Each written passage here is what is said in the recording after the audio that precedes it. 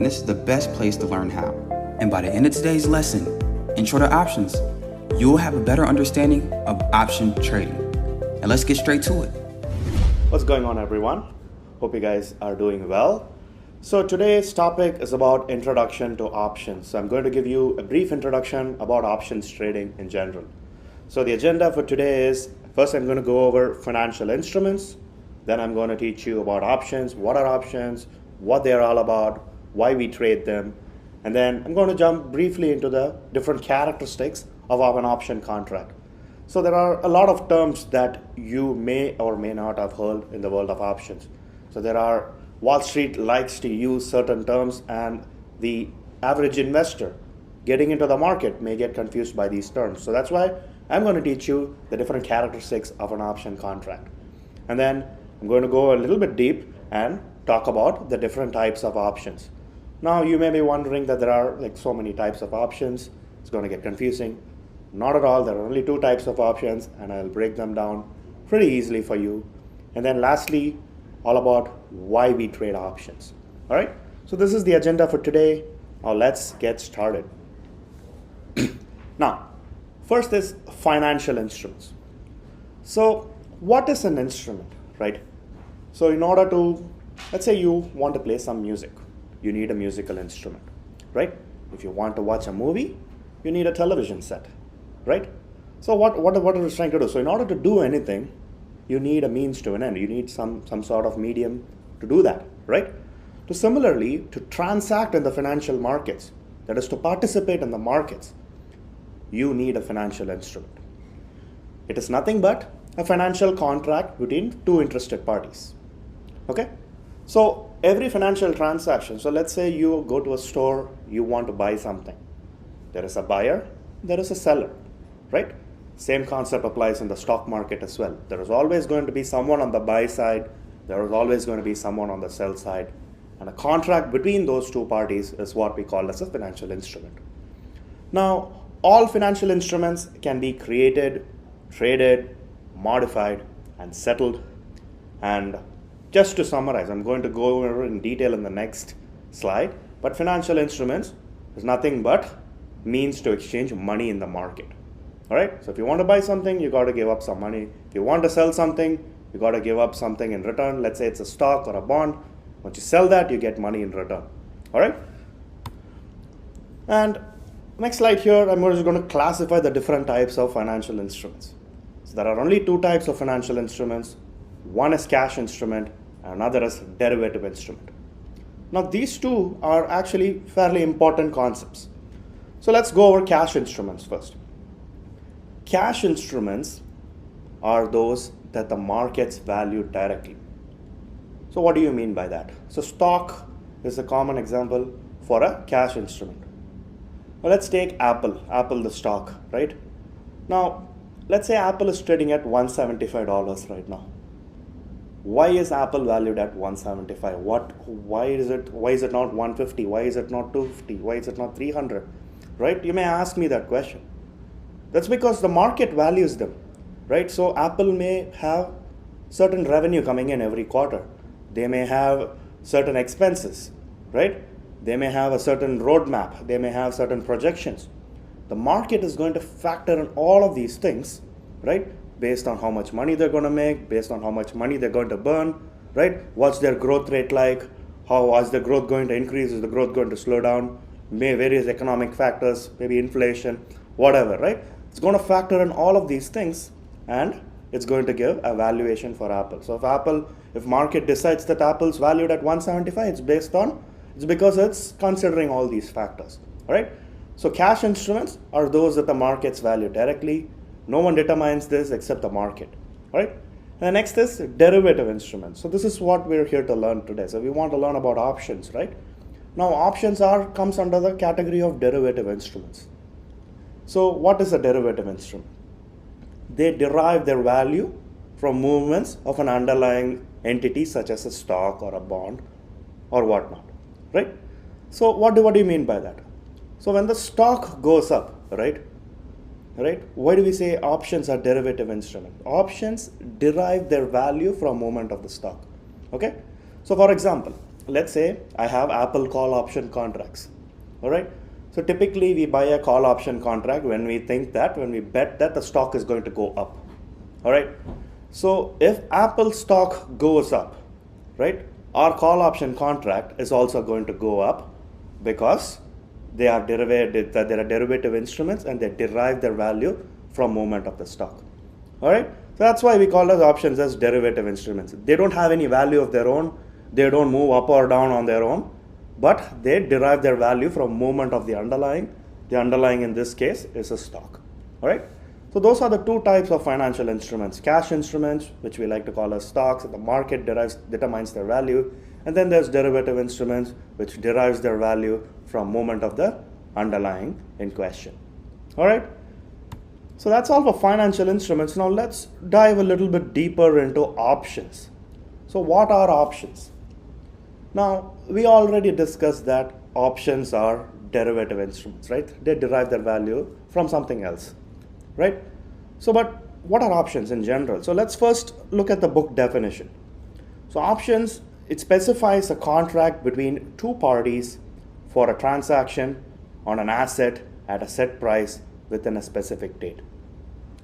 So it's a future transaction on an asset at a set price within a specific date. Now that's not really giving me any kind of information. So let's jump into a real life example here. So let's consider two friends, Barry and Sam. All right.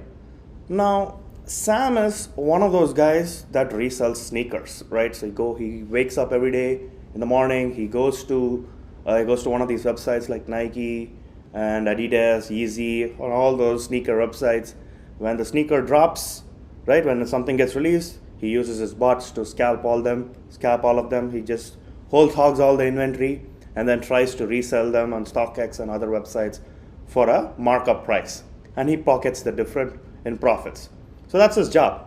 Now Barry and Sam are friends. So Barry goes to Sam and he says that, hey Sam, I want to buy this Nike Travis Scott sneaker for $300 by the end of September.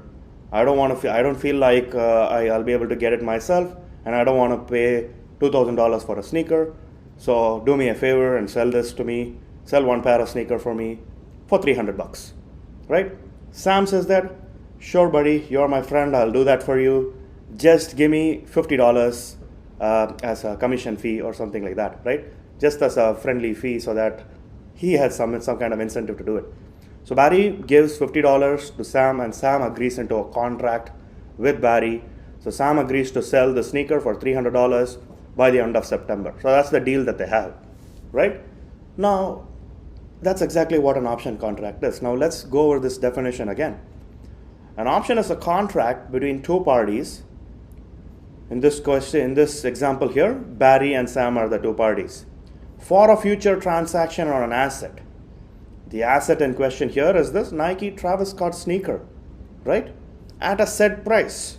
Now both of these friends have agreed to a price of $300 and within a specific date. The date in question here is end of September. So we have a contract that has a time limit, a price, and a date, right? We have everything in place. Now you may ask me, hey Unraveler, what is the point of this? I mean, why go into a contract, right? There is a reason for this. Now let's say that this sneaker was actually worn by some celebrity. Once it drops, it was worn by some celebrity, LeBron James, Travis Scott, Drake, or whatever, like whoever you think of, right? So once these guys wear this, the demand for the sneaker shoots up. Oh, that famous celebrity wore that sneaker, so this is hot stuff in the market. So what's going to happen? The price of the sneaker was $300. It was selling for $1,000 after market. Once these guys start wearing them, it's going to sell for $2,000 or even more, right? So you guys think about it. If you have this contract, since Barry has this contract with him, Sam is obligated to sell the sneaker for $300 by the end of September, no matter what. If Barry wanted the sneaker, he can purchase it at $300, no matter what the current price of the sneaker is in the market. Okay? Now think about the same thing in the stock market. You buy Apple is at $175 right now. Let's say you have a contract to buy Apple at $175 in a month's time.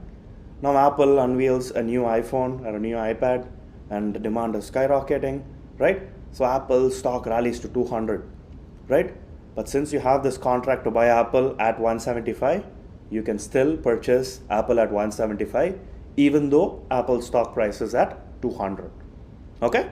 So that's the benefit of options. You have the right to purchase an asset at the set price within a specific date if you want it. All right? So what is an option contract? An option contract is an option is a contract that gives the buyer the right but not obligation to buy or sell the underlying asset or security at the agreed price within the agreed time, right?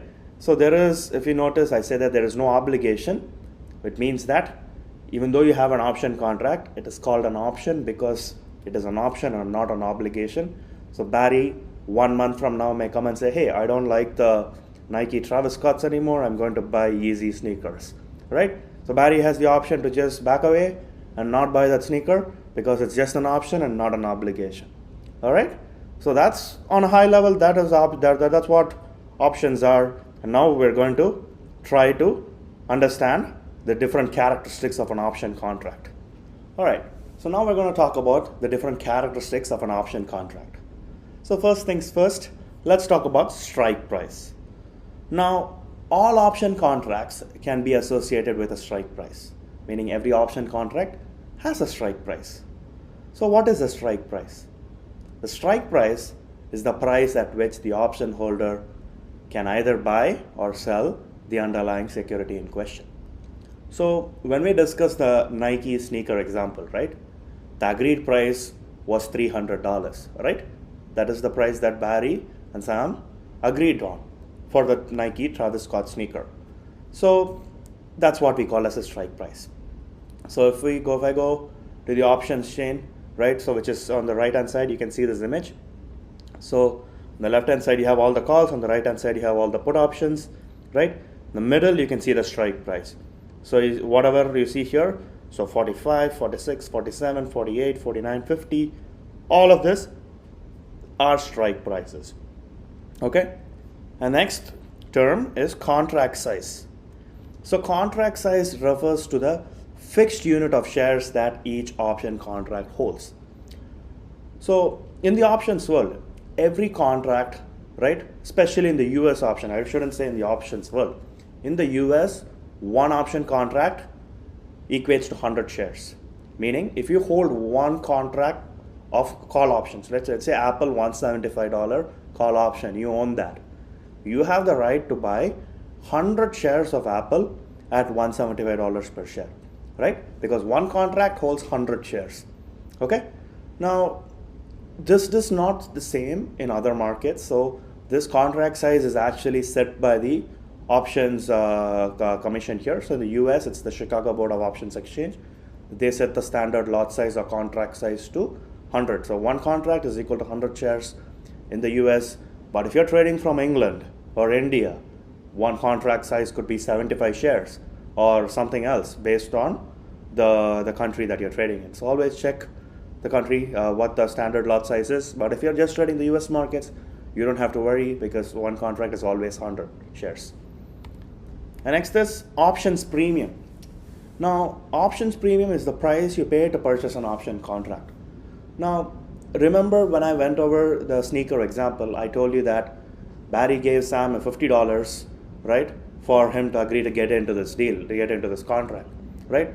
So if you go to the market and you want to purchase a call option contract or a put option contract, you have to pay a certain amount per contract, right? That's what we called as option premium, right? So options premium are quoted on a per share basis. So I told you one option contract is equal to 100 shares, right? So if you go to your options chain and you see that Apple $150 call option is $2.25. Now that does not mean that you just have to pay $2.25. You can't even get a gallon of milk for $2.25, right? So you have to pay $2.25 into 100. So if you want to buy one contract, multiply that by 100, whatever price you see. So $2.25 into 100 That's $225 per option contract. All right. Next is expiration date. Now all financial contracts, no matter what it is, always has an expiration date. No contract lasts forever unless it's written like that, right? So in this case, expiration date is the date the option contract expires. So if you buy Apple $175 call option and it expires in the end of the month, that contract becomes null and void at the end of the month. So next month you won't have that contract with you anymore. All right. So it's expiration date, contract expires, and that's the end of it. All right. Now let's talk about the different types of options. So you can see the slide in front of me. It's fairly straightforward. There are only two types of options. One is call option, another is a put option. And as you can see from just the picture, call option is something that we buy when we predict or we think that the stock is going to go up, right? And put option is something that we buy when we bet on the stock to go down. So let's talk about a call option example. All right. Now let's say you bought Pinterest. PINS is a stock symbol. $20 weekly call option at $2 when Pins was trading at $20 per share. All right. So let me break this down a little bit in detail. So Pins $20 call option. What does that mean? Pins is the stock symbol. $20 is the strike price. Weekly call options. Now, I didn't talk about this earlier, but in the trading world, right, in the trading community, when someone says weekly call options, that just means that the option contract expires the same Friday, right? So let's say if today is Monday and I'm saying that, hey, I'm trading AMD weekly call option, I mean that I'm trading AMD call option contract that expired this Friday, all right? And AMD was trading at $20 per share when I bought this. And you guys should know this, but at $2 just refers to the premium, right? So $2 does not mean $2. $2 means $200 because you have to multiply that premium into 100. That is the price you pay to purchase one option contract. Now, when you buy a call option contract, you make money when the stock price goes up. Okay, so let's look at this graph here. So when we bought Pinterest weekly call options, $20 call option, Pinterest was trading at $20 per share. And we risked $200 to purchase this option contract. So the maximum loss that we can incur is $200. We can't lose more than what we paid for. So we paid $200. The maximum pain that we can suffer is that we lose $200. All right. Now we're not going to let it expire worthless. We're not going to lose all $200. In the trading world, we have something called a stop losses. So if we think our prediction is wrong, we're going to cut our losses sooner, right? So since today is the day we're learning, let's say that our prediction was right and the stock actually starts to go up after we buy in, right? So the stock goes to 21, 22, 23. And as the stock continues to go up, our premium is going to increase. So if we paid $200 for the premium, as the stock continues to go up, the $200 premium is going to be $220, $230, $240, $250, $260, $270, $280. It's going to keep going up as the stock goes up. And at any point in time, if we feel like our profit target is set, or if you're happy with your profit, you can sell the option contract to another player in the market and secure your profits. So if you bought it for $200, you can sell it at $300 and take the $100 profit from that option trade. Right? So that's the beauty of options. You're not married to the position. You make a prediction, you buy your call option contract, the stock moves in your favor, you can sell it anytime and secure your profits. You do this enough times and you're going to start seeing some major account growth. All right. So the next type of option is a put option contract. Now I already told you, we buy call options when we believe that the stock is going to go up, and we buy put options when we think the stock is going to go down. Now in this example, I'm using Uber $40 weekly put option that we purchased for $300 when Uber was trading at $40 per share. All right. So when we bought Uber, it was trading at $40 per share and we want Uber to go down. So let's say Uber drops from 40 to 39 to 38 to 37 to 36. Just keeps dropping. It just keeps dropping because the market's weak or whatever the reason may be. It just drops and we want it to drop. Now, as the stock keeps dropping, your premium is going to go up. So if you bought it at 300, your premium is going to go to 310, 320, 330, 340. It's going to go to 400, 450. And whenever you want, whenever you're happy with your profit targets, if the stock has hit your target, if you're happy with your money, you can sell it at any point and secure your profits. So if you bought it at 300, you can sell it at 450 and secure the $150 profit per contract and move on to the next trade. All right. So that's an example of put options. So just to recap, we will buy call options when we believe that the stock is going to go up, and we buy put options when we believe that the stock is going to go down. All right. And this is the last slide I have here. Want to stop? No, you good. Keep going. All right. This is the last slide we have here. We're going to talk about why we actually trade options. Now, the main reason, especially when I started trading, this was my primary reason. The return on investment is high for a small move in the underlying security. Now, equity trading, that is basic stock trading, is very capital intensive. All right. So let's say you have you bought $10,000 worth of shares, all right, 100 shares worth of a stock. All right. So for every dollar move, you only make $100. Right? You put $10,000 and you bought 100 shares, but for every dollar that stock moves, you only make $100. So for risking so much, for risking $10,000 and making $100, the return on investment is not that great, right? So you're never going to grow your account to a significant level if your return on investment is small. But whereas in the world of options, you may risk just $1,000 and you may be able to make a 10% return on your option very quickly, maybe even for a $1, the same $1 move in the stock price, right? So that's why we trade option, because it's not very capital intensive. You can risk a small amount of money and make a lot amount of money. The return on investment is very, very good when compared to equity trading. And number two is it doesn't require huge capital. Now, if you're trading equity, a lot of people are going to have 6-figure accounts, 7-figure accounts. That's when they can make a daily living using equity trading. But in the world of options, you don't need that much money. You can probably make more than $1,000 a day just using $10,000 account or $25,000 account over PDT, right?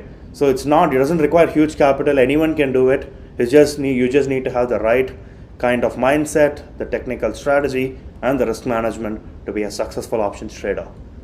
And then lastly, the maximum loss is capped. You can only stand to lose what you paid in premium. So if you paid $300 to buy Apple call options, and let's say you hold it overnight, the next day if Apple even goes to zero, right, you only lost $300 in premium. But if let's say you invest $50,000 into an Apple equity trade, the next day the company goes bankrupt. Let's not say Apple, maybe GameStop or any other company. If the company goes bankrupt and the stock goes to zero, you lost all of your position in equity, and since you're risking a lot of money, you stand to lose a lot more money as well, right? So that's one of the other advantages of trading options. All right, that's all I have for you guys today. Hope you guys enjoyed today's lesson. This has been Intro to Options with Unraveler